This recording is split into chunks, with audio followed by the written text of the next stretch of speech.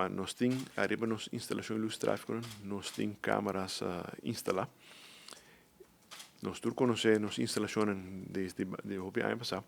Nós estamos usando detecção, loops de wire dentro da superfície de carretera para nos detectar autorugele. Nós todos também com vooral cruzar de bana de ex-BGD, cruzar de Valero, de Caia, cruzar bani Elmar, tá cruzar na Hopi transitar a base diário. Nós estamos registrando, para botar uma estatística, para EPSA, 55.000 autos que passam, arriba 3 cruzadas aqui conjuntamente.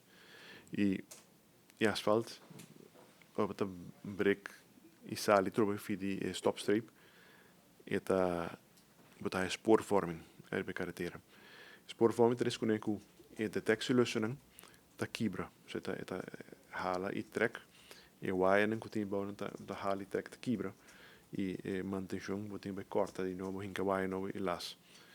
E nós desde agora que vai vir com equipo novo com para instalação aqui. Nós vai assim trial com autoscope câmera.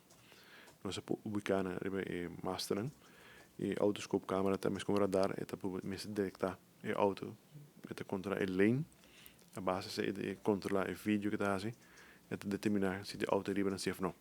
Esse é um teste que nós estamos fazendo e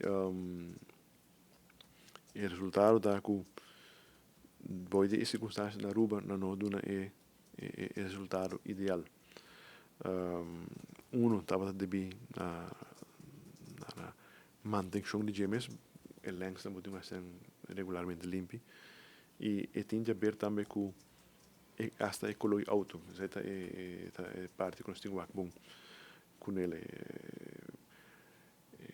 Informação me dá a última que se você tem um auto preto, a câmera não detecta de viagem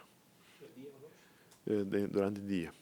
Que me tem color, tem nós podemos identificar asfalto que color auto. Então aí tem quando nós temos ajustar a câmera e por certo esse manqueran nós fazemos um teste com ele e não há resultado do teste que nós fazemos.